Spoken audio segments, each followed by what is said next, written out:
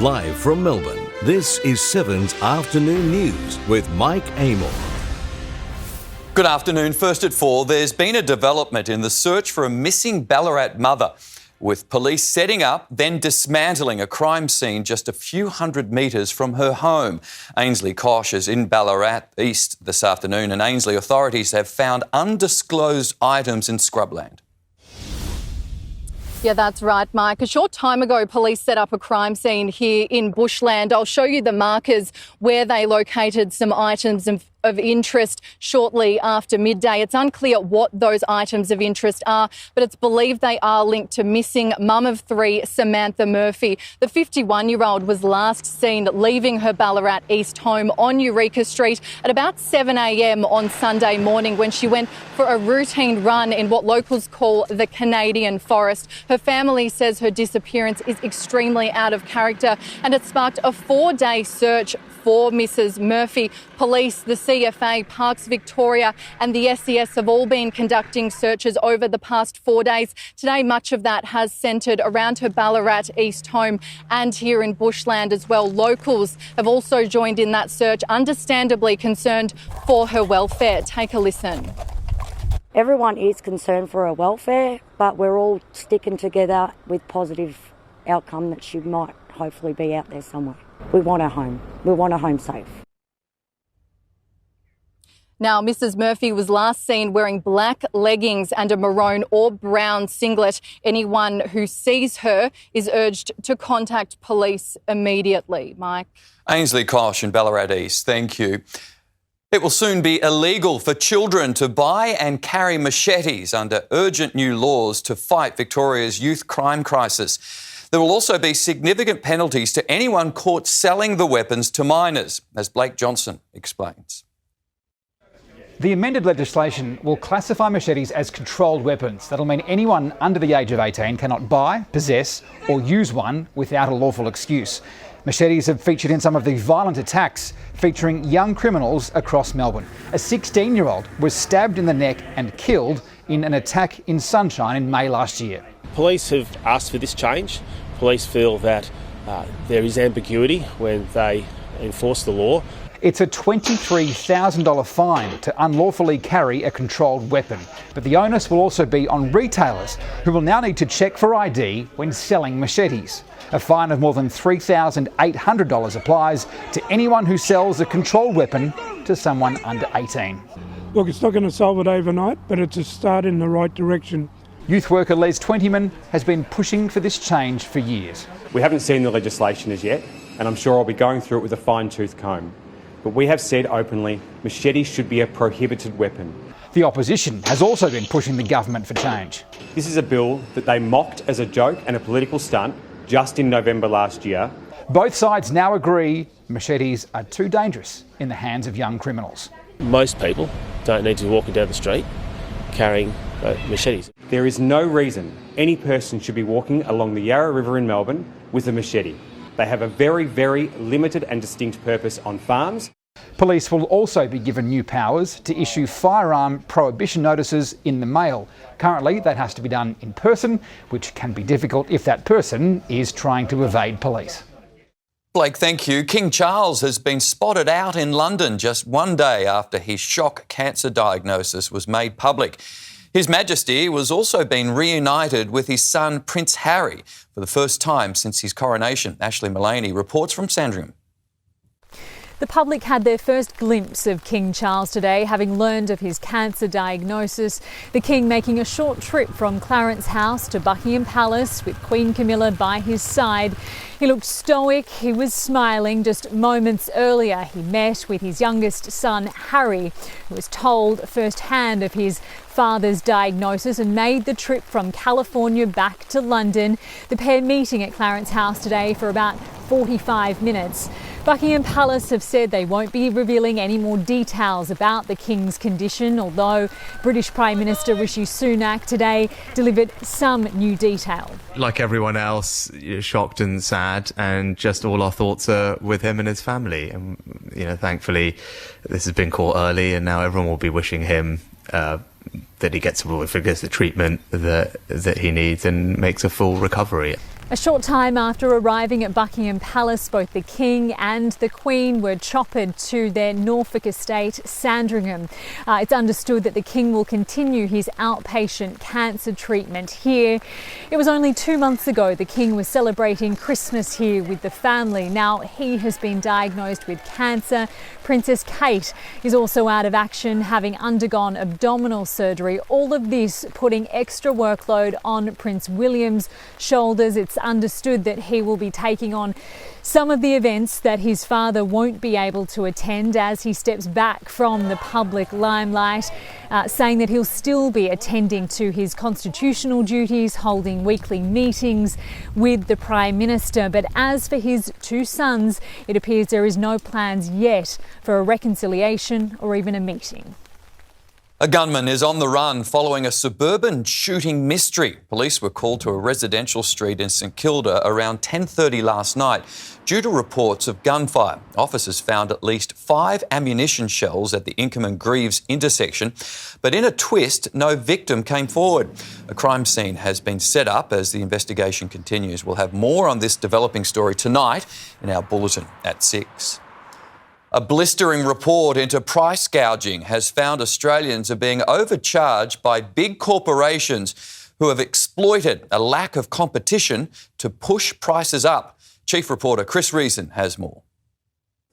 Good afternoon. No surprises in just how scathing Professor Alan Fells is in his report, taking a swipe at the supermarkets, banks, aviation and energy industries, accusing them of greed, profit pushing and corporate gouging. The former ACCC Commissioner released his report in a National Press Club address today. He'd been tasked by Australia's peak union body, the ACTU, to investigate price gouging, trying to determine how much of our record inflation levels were actually genuine and how much was simply profiteering. His 80-page report pulls no punches. The impact of inflation has been immense, it reports, with many consumers overcharged continuously. Dishonourable mentions for the energy industry, early childhood and care sectors, even the NDIS, but particular focus on the supermarket duopoly of Coles and Woolies. There were more than twice as many submissions on supermarkets than any other category. Our inquiry was flooded with submissions and concerns about supermarket prices. My conclusion is that Australians are paying prices that are too high too often. Now, the report goes on to recommend an immediate government investigation into, quote, exploitative business pricing. Also, legislation making it illegal to overcharge, stronger competition laws and a new pricing watchdog. He also wants payments for whistleblowers to dob in dodgy business, like in the US, with the report noting that right now, extreme price gouging isn't even illegal in Australia. Back to you. Workers will be able to switch off after hours and ignore unreasonable requests from their bosses, with new workplace laws on track to win support in the Senate. Let's go live now to Ben Downey in Canberra. Afternoon, Ben. Employers could be fined under these new laws. Good afternoon, Mike. Well, it certainly hasn't been ruled out, but both the government and the Greens, who've come to an agreement on these laws, don't expect the courts to be overrun with challenges. What this final part of the government's closing loopholes legislation is about is giving workers the ability to refuse unreasonable texts, calls or emails from employers that come after hours. There are obviously exceptions to this, though. If you're an on-call employee, if there's an emergency, if you're paid to work with different time zones, or if you're a manager dealing with rosters, they're all some of the reasons why bosses might fairly contact you. It all boils down to what's reasonable, and it's designed to stop, the government and Greens say, employers harming the work-life balance and family unit. But employer groups and the opposition believe the changes go too far. Why do you need to keep making rules, keep making laws, treating everybody as the lowest common denominator? How about we just grow up a little bit? We want to give some backup to those who are most insecure, most at risk, many of the women, the carers, who are feeling the guilt when they see that email. They want to respond, but they've got a 4-year-old at their feet. They have to be able to juggle those things, and they need to be able to do it in a way which doesn't drive them mad with guilt. They don't feel torn apart, and they can actually do their job effectively and raise their family. The government only needs one more vote on the crossbench to pass the laws, with Senator David Pocock saying he's closer to reaching an agreement. Bye. Ben Downey, thank you. Still to come here on 7's Afternoon News, a controversial Captain Cook monument at the centre of a St Kilda spat. How a mother's been found guilty over her child's school shooting rampage.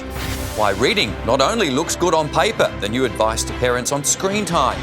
And later, the MCG puts Swifties on notice ahead of the pop star's blockbuster tour down under. We've got a big hour of news ahead. Please don't go anywhere.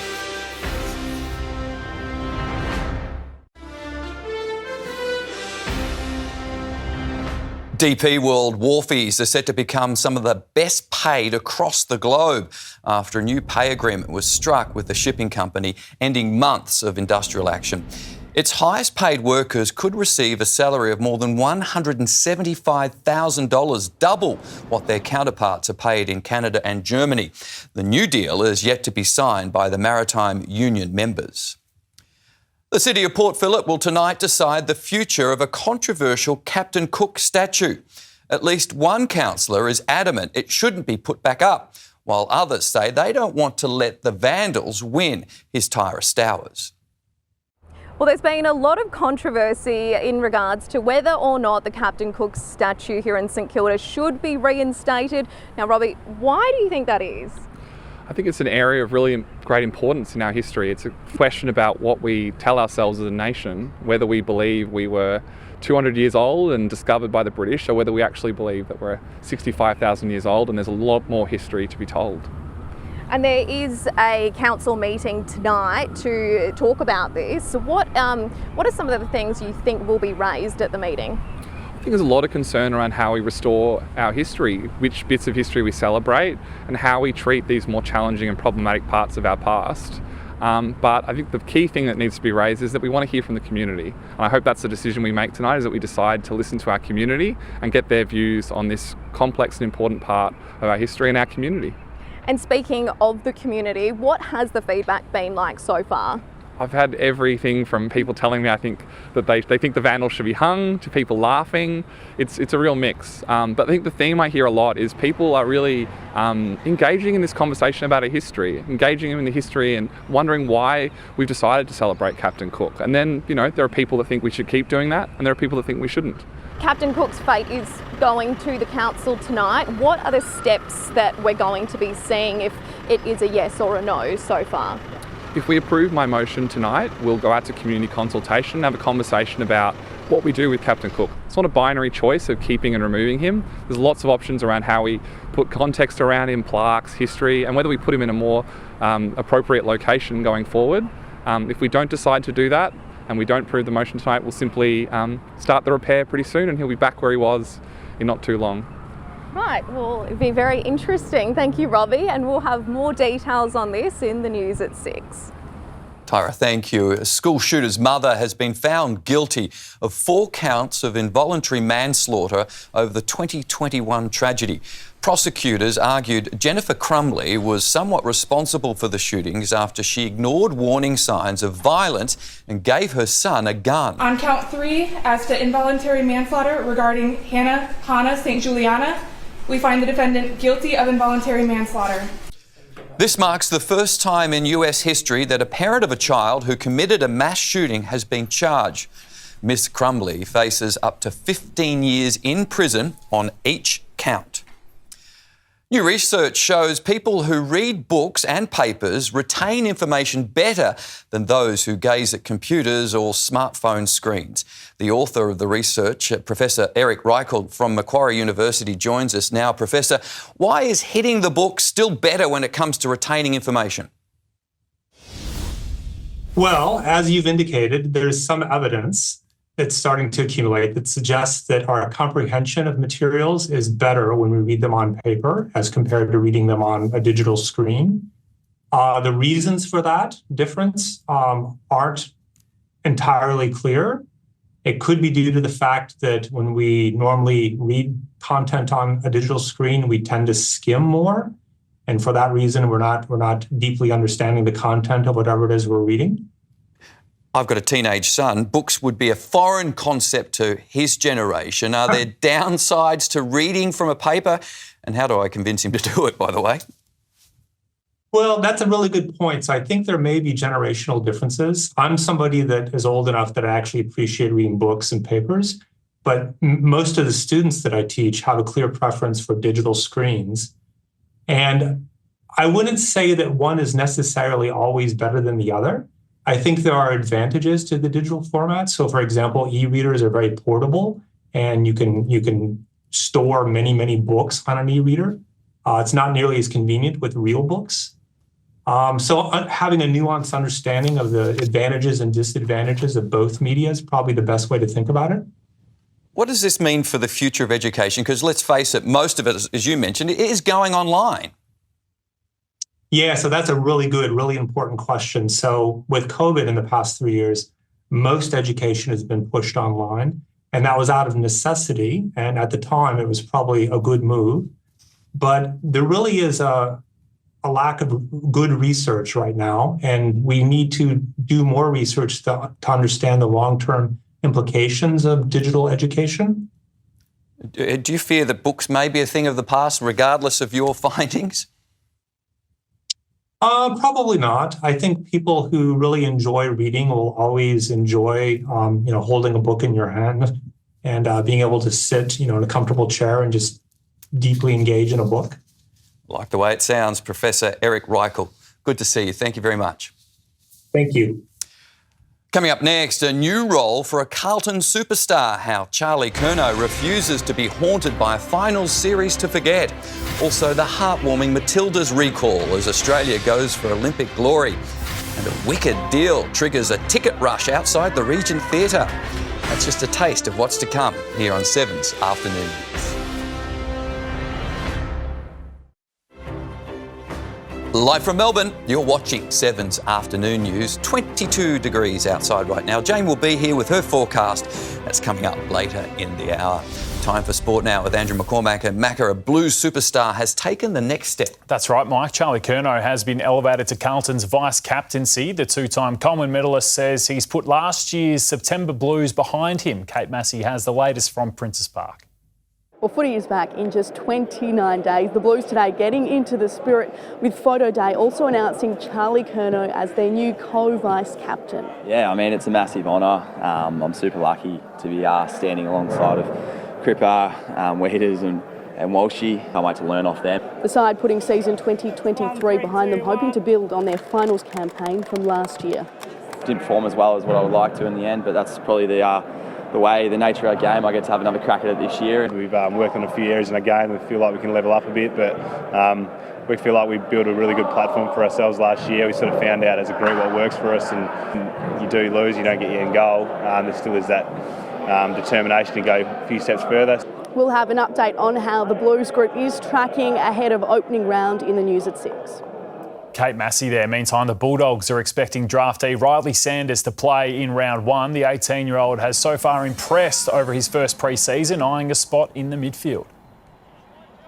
His first session, he's come in and straight in the midfield, and I reckon he would have had about 20 touches in about 15 minutes. So, he just got so much power. He's a good user of the footy, and he's going to really add to our blend in the midfield. Liam Jones was spotted running laps at training. The club says he's just on lighter duties.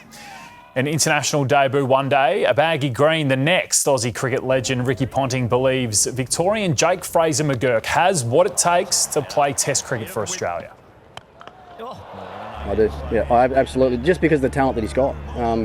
And we've seen it with other players in the past, even like a Shahid Afridi, someone like that came on the stage as a ultra-talented ball-striking 17-year-old that can bowl leg spin, and before you know it, he's probably played 100 Test matches. When you've got that sort of talent, you need to be exposed to cricket at the highest level to work it out, and I think Jake can do that, yeah. So I'm definitely backing him one day to play Test cricket.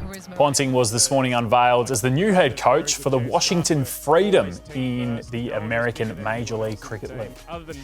As a 35-year-old veteran has been called into the Matildas squad to help fill the enormous void left by injured superstar Sam Kerr. After a 6-year absence from the national team, Canberra United captain Michelle Heyman is back for this month's Olympic qualifiers against Uzbekistan. And for myself to get this call up was just, it's changed my life. I feel like a kid again, and I just can't wait to be back with the team. The first leg is away on February 24 before the Matildas head to Marvel Stadium, a sold-out clash just 4 days later. Mike, that's all for sport. Yeah, what a good story. OK, thanks, Macca. Theatre fanatics have lined up for hours outside the Regent Theatre hoping to get their hands on $20 tickets to a one-night-only preview performance of Wicked.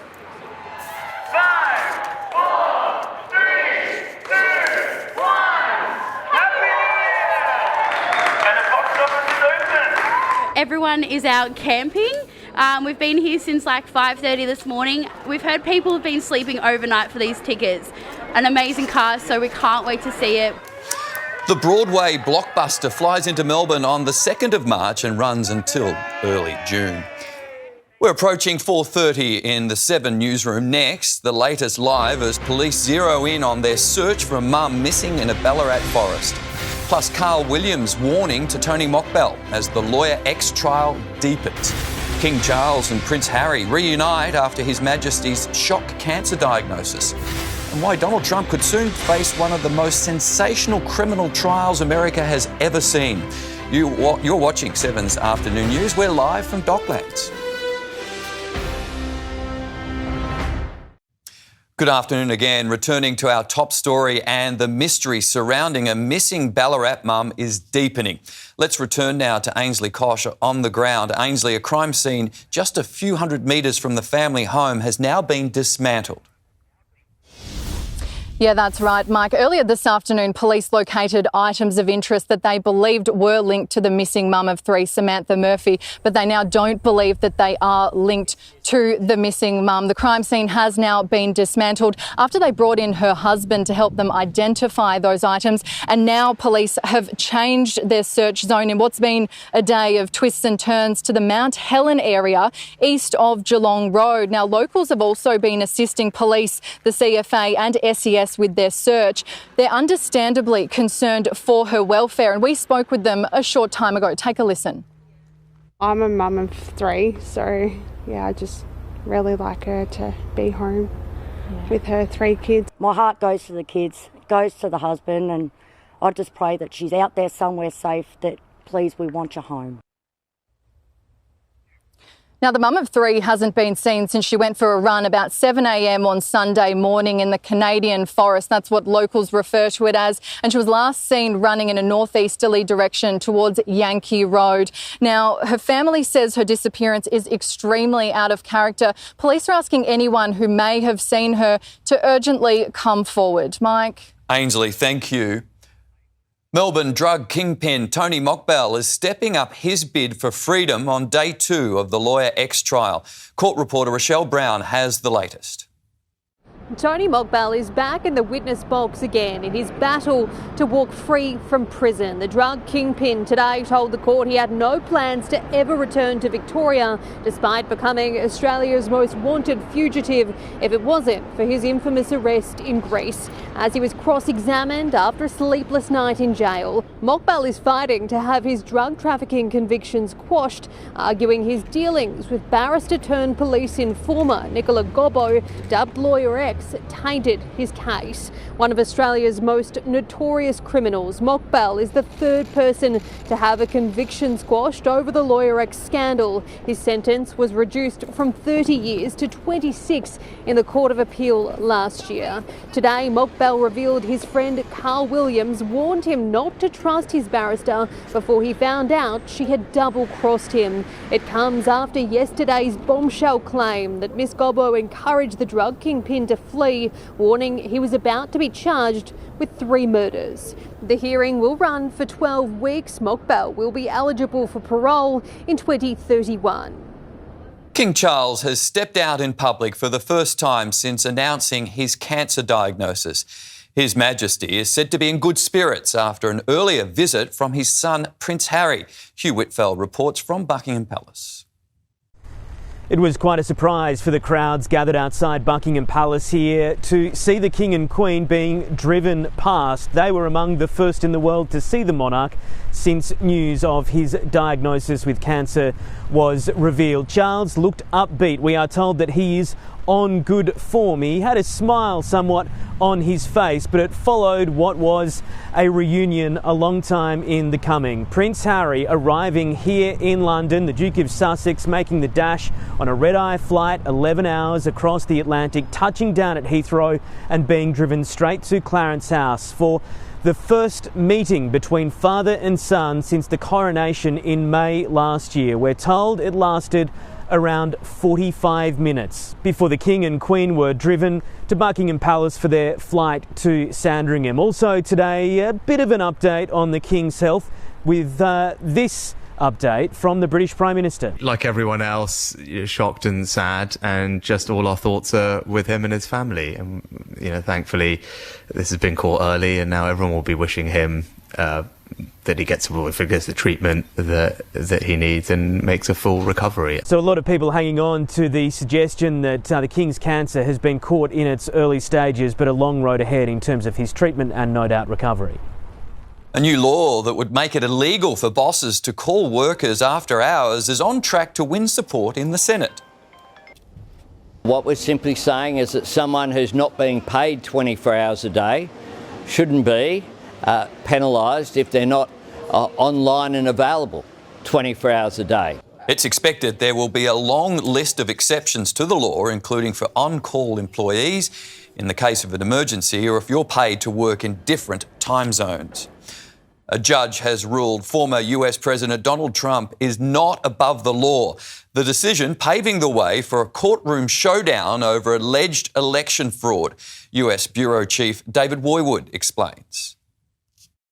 Well, this ruling has essentially undermined what Donald Trump thought was his most powerful legal defence here, that he could not be prosecuted for his attempts to overturn the 2020 election result because he was president at the time and enjoyed presidential immunity. Well, the Federal Appeals Court could not have been clearer in today's judgment. A unanimous 57-page ruling finding that for the purpose of this criminal case, the former President Trump has become Citizen Trump with all of the defences of any other criminal defendant, but any executive immunity that may have protected him while he served as president no longer protects him against this prosecution. They've been after President Trump for partisan political purposes. I think that's obvious, and we call it lawfare, and I think there's no other way to describe it. A blistering finding that's earned a blistering response from the Trump camp today.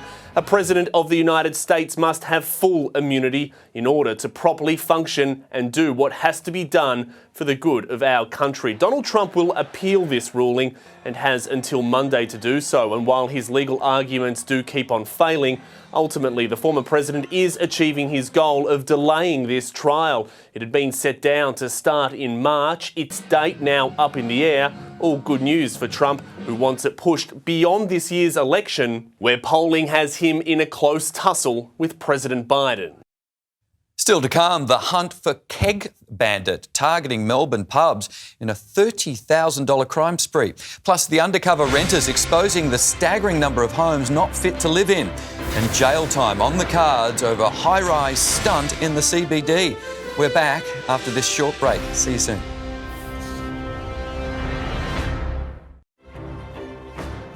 Two Frenchmen charged over a high-rise Spider-Man stunt in Melbourne CBD have been remanded in custody.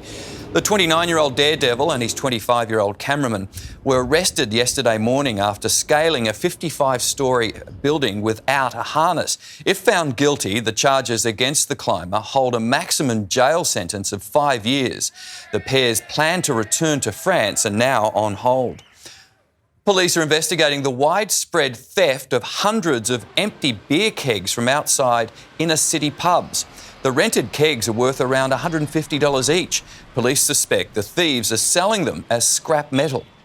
Even though they weren't sort of stolen from us, they have been stolen from someone that operates within our industry and supports us. So, it's a bit unfortunate. 60 were stolen from the Great Northern in Carlton last month. The pub is no longer leaving kegs in the street for collection. An investigation into affordable rental homes has revealed an alarming number of properties falling short of the minimum standards. Joining us now is Consumer Policy Research Centre CEO Erin Turner. Erin, good to see you. Talk us through what your undercover renters found. So we sent our undercover renters to 100 properties in 2 areas in Victoria, a suburb in outer Melbourne and a regional town.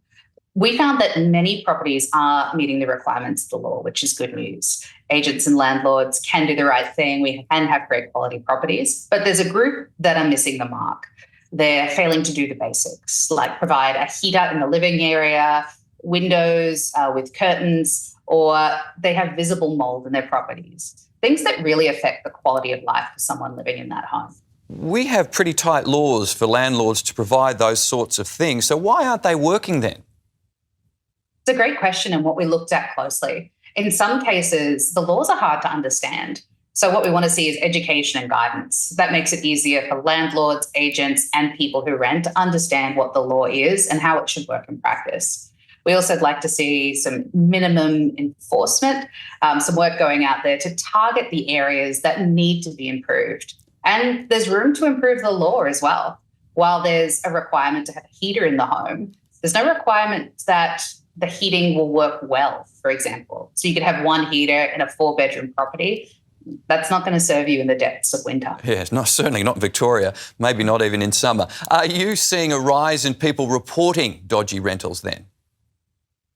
People can rightly be nervous about reporting issues when they rent. It's why it's so important that we have regulators like Consumer Affairs Victoria step in and see what's happening in the market. And it's why we did this research, to get that independent data to see what's happening in the market. So it's not just stories about the worst of the worst, but we've got a snapshot to say, this is what's happening overall in our markets. Erin, there's been a bit of a pile-on landlords, that all landlords are bad, and yet we're seeing landlords leave the market, especially here in Victoria. Are all landlords bad, or are they mostly doing the right thing? Actually, this research really shows that many are doing the right thing and going above and beyond, and we want more of them, please. So look, there were many properties where we saw that met all of the minimum standards and were offered at a really affordable price with multiple bedrooms. So they're affordable family homes. That's exactly what we want. But for those landlords that aren't doing what are really the bare minimum basics, things like we had 3 properties where there were no doors on rooms with a toilet, things you need to live. We need to lift those standards. Yeah, absolutely. Erin, thank you very much for your time. Good to see you. Thank you. A door that blew off an Alaskan Airlines plane mid-air may not have been properly secured. A new report by a US safety board found 4 key bolts needed to lock the door were missing. The bombshell finding comes just over a month after the January 5 incident, triggering the grounding of all its MAX 9 fleet. Boeing has taken responsibility. At least 11 people have died after an explosion at a fireworks factory in central India. A tower of flames and smoke could be seen billowing into the sky, with the ferocity of the blast felt in villages more than 15 kilometres away. 3 people have been arrested, including the factory manager, who was sentenced to 10 years jail after another blast that killed 2 workers in 2015. Still to come, speedy new deliveries for our suburbs. We reveal where next. Plus, the MCG braces for chaos ahead of Taylor Swift's sold-out shows in Melbourne. And Jane Bunn will join us here in the studio for a look at our weather.